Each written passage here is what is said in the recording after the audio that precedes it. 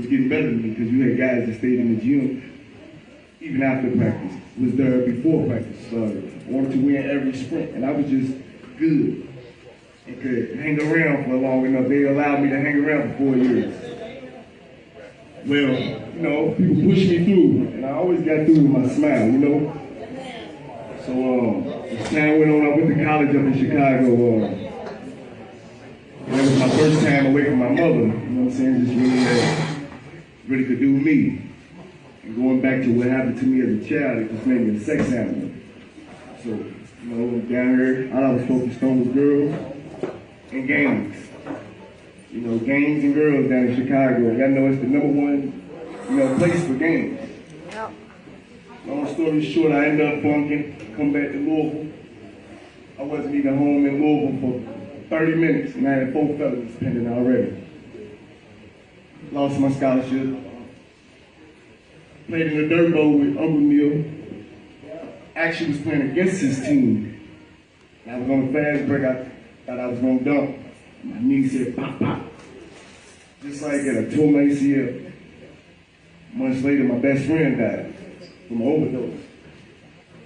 After that, my life was just a merry-go-round. I was so hurt that I felt like it was okay to hurt people and everybody around me. You know, Mr. Cole, they'll tell you I come in here and act like I ain't have no sense. You know what I'm saying? Get put out of here, banned from here, every club in the city. You know, but this whole time I knew I was smart. I knew I could do it. But I was so hurt that, you know, I was just waiting to die, honestly. You know, my mama's only son. I always had things my way. I always got it my way. I always was able to do what I wanted to do. And just the people around me, they put me in the dope game, my family, my mother. So nobody could tell me nothing, you know? Nobody could tell me I was doing wrong. Nobody could tell me nothing. Still hanging with the wrong people for years, you know, in the gangs. For years, and I felt invisible. I felt untouchable. My balls was to the ground, you know. Got ran over by a car. My whole body, like face and all, you know. Got sent to jail 2 days later. That was my first time going down. I was revoked September 28th. My first bid. I had started on the way. You know, and I go down, do that time I made parole. The day after making parole, I wasn't even home long enough. I still got on jail flip-flops. So I knew I was going back. I just didn't know when. Speed up 2 months, I was on my way back. I got out. A little bit more time, I was right back in. 7 more months. Did like 7 months on the watch. I hadn't had a bullet in me yet. You know, so I hadn't had nothing to really, jail was easy. You know, I hadn't had nothing to really to get my mind right until I went to a nightclub again. Drunk, it was one of my closest friends' death day. You know. I come out like, you know, how I was gonna go in, drunk. Long story short, I got shot 3 times, the club crushed. A man in a wheelchair sat in my room. He told me, he was like, man, you gotta get your shit together, man. When you gonna get in this chair like me? 4 months later, I was back in the street. I was right back. And I learned a lesson that my mama always told me. Everybody ain't your friend. So I hung with every day for over, I don't know how many years, but for a long time. Set me up, I got shot 6 times in my chest. Immediately paralyzed me. So, when you share the video. This is anti-gun violence. It ain't hard for them too. I'm in the hospital. I had no friends. None of my gang knows was there. My family was hardly there. My pastor was the only person in them 4 walls. And them 4 walls kicked my ass. They told me to where I had to come to realization like whose fault it was. And I had to go back where I left my piece at and pick it back up. But them 4 walls said, don't cry. You wouldn't cry when you was out here hurting people. Take your lick. I I feel like it was God, you know what I'm saying, just telling me over and over every day. I couldn't cry. I never cried about this situation because I knew I still had work to do. There were so many minds that I poisoned, been in the streets because I always was a leader. I just wasn't leading people right. And four walls told me about I was in the hospital for over 5 months. Come home, I kept having anxiety attacks, so I'm going back to the same room. And four walls just reminded me of everything I'd done. Everything my mama told me not to do, everything. My real friends, my teammates, my high school teammates, my college teammates, all sports. I always was the ones telling me, like, man, you hang with the wrong people. I was losing them good friends and kept hanging with these bad friends. And they shot me up. The very next day, I'm not knowing I'm in a coma. But when I, wake up and things, these guys are trying to pick up my daughter. You know what I'm saying? And that's when I first started crying. Like, because I had never really loved nothing in my life besides my mother and my siblings. So having my daughter and the fact that my lifestyle could have got her hurt really made me really consider changing my life until one day God was like, you owe me. You owe me. You owe me everything. I've done it already. I died for you. Now, you got to do what I tell you to do. Move how I tell you to move. Talk how I tell you to talk. Hang with the people I put around you. And he done put some people around me that I would have never thought I would ever be around. The square life is cool, but I hate that I had to go through all of this. And I would hate for another child to go through what I had to go through, having the brains that I had, the athletic ability that I had, the leadership that I had, just using it in the wrong ways because of the environment that I was from, and letting that be the excuse. I always knew I was going to penitentiary.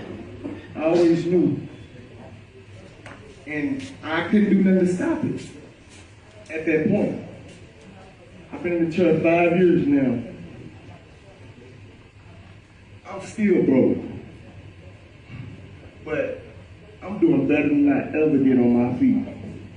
Because my mind, I lost my mother in the midst.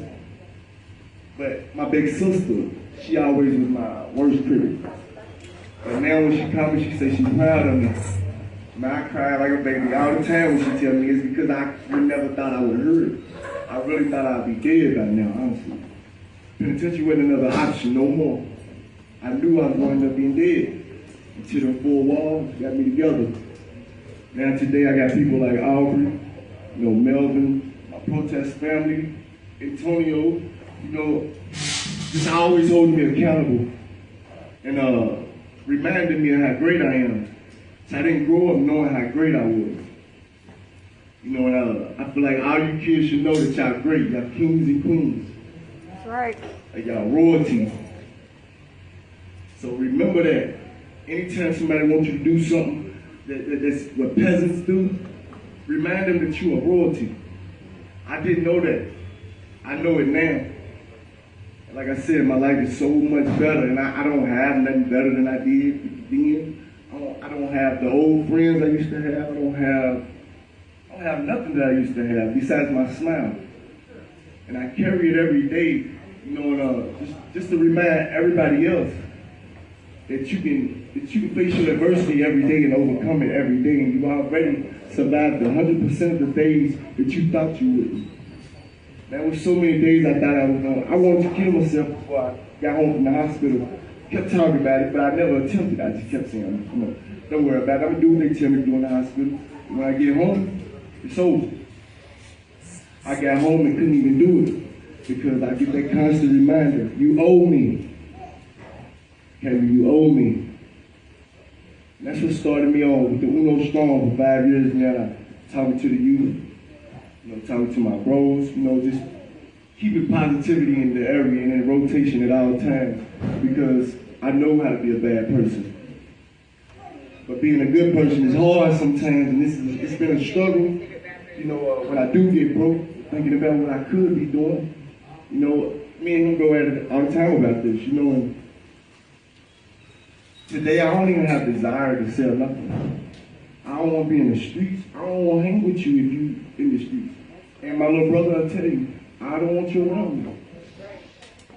I can love you from a distance because love got me put in this wheelchair, trying to ride for everybody, trying to be everybody's friend, thinking everybody was going to do the same for me. Nah, they wouldn't even bring me a fry to the hospital. All the things I've done, here I am sitting up here, I can't even eat because the people that I thought loved me ain't even answering their phones no more. So I gotta live with that every day, you know what I'm saying? And constantly educate my daughter and let her know that everybody ain't your friend. That's right. And please, kids, remember that everybody is not your friend. And if your mother tell you they ain't, mama know right. Because my mama told me for years that this man wasn't my friend. I'm looking him dead in his eyes as I'm getting shot. He came to my hospital room. I was in denial, I was in denial. Came to my hospital room and I know him so well. He's like, you really paralyzed? And he laughed. And at that moment I knew, even though I already knew, that just what confirmed it. And it kept me away from people for 4 years. I was on bed rest 2 years. The 3rd year my baby mother was locked up, I had to have my daughter. The 4th year, Breonna Taylor. And I got brought out the house. The best year of my life, 2020, even though we had to fight a fight that we shouldn't be fighting today, it was the best year of my life because I met some dope people and I realized how dope I am. I really didn't know I was this cool. Pretty cool. For real, you know, I did it. I really got people that hit me up on the daily and they like, man, you inspire me. I'm like, I ain't doing this for inspiration. I just don't have nothing else to lean on. If they take this chair right now, I got a problem. And I'm like, get done. You know what I'm saying? But this is all I got. This is my best friend right here. This is gonna get me through. You know, I love everybody that I've encountered with in the 2020 and that I built with. You know, we're gonna keep going. You know, and I'm gonna continue to be real strong and push positivity in my communities because I sold my soul and my heart to my community. I'm gonna make a change. We're gonna make a change. Do everything I can. Rock with me.